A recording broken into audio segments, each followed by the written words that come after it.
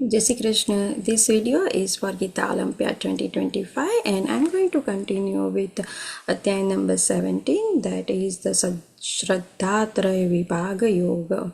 Om Shri Paramatmane Namaha. Shloka number 22. Padeshikale addanam apatrebhyascha diyate asatkrutam vajjatan તત્તામ સમુદાહૃતમ. એનો અનુવાદ એવી રીતે છે કે જે દાન ગમે તેવી અપવિત્ર જગ્યાએ અનુચિત સમયે કોઈ કુપાત્ર માણસને અથવા પૂરતું ધ્યાન તથા આદર વિના આપ્યા વિના અપાય છે તે તામસી કહેવાય છે. આમ શ્રી કૃષ્ણએ આપણને 3 પ્રકારના દાનનો મહિમા કીધો છે અને વર્ણન કર્યું છે. શ્લોક નંબર 23. ઓમ તત્સદિતિ નિર્દેશો બ્રહ્મણસ્ત્રિવિધ સ્મૃતઃ બ્રાહ્મણાસ્તેન વેદાશ્ચ યજ્ઞાશ્ચ વિહિતા પુરા. એનો અનુવાદ એવી રીતે છે કે સર્જનની શરૂઆતથી ઓમ તત્સત આ ત્રણેય શબ્દો પરમ સત્યનો નિર્દેશ કરવા માટે પ્રયુક્ત કરાતા હોય છે. આ 3 પ્રતીકાત્મક અભિવ્યક્તિઓ બ્રાહ્મણો દ્વારા વૈદિક મંત્રોનું ઉચ્ચારણ કરતી વખતે તથા બ્રહ્મને સંતુષ્ટ કરવા માટે યજ્ઞો કરતી વખતે પ્રયોજવામાં આવતી હતી. શ્લોક નંબર 24.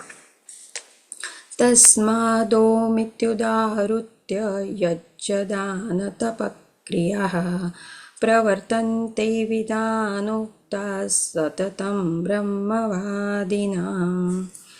એનો અનુવાદ એવી રીતે છે કે બ્રહ્મની પ્રાપ્તિ માટે યોગીજનો શાસ્ત્રોક્ત વિધિ પ્રમાણે યજ્ઞ, દાન તથા તપની સર્વ ક્રિયાઓનો શુભારંભ હંમેશા ઓમથી કરે છે.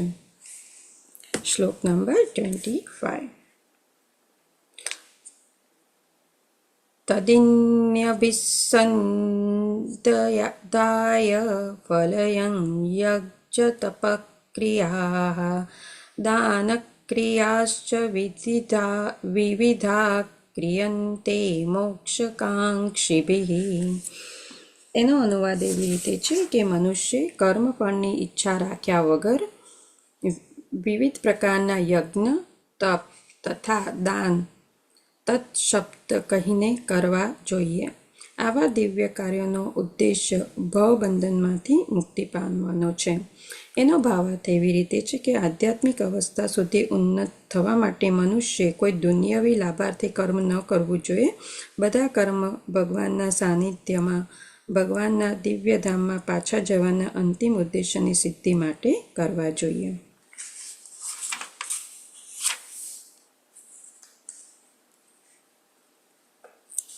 ઓમ શ્રી કૃષ્ણાર્પણમસ્તુ.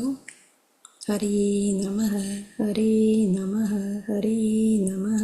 જય શ્રી કૃષ્ણ.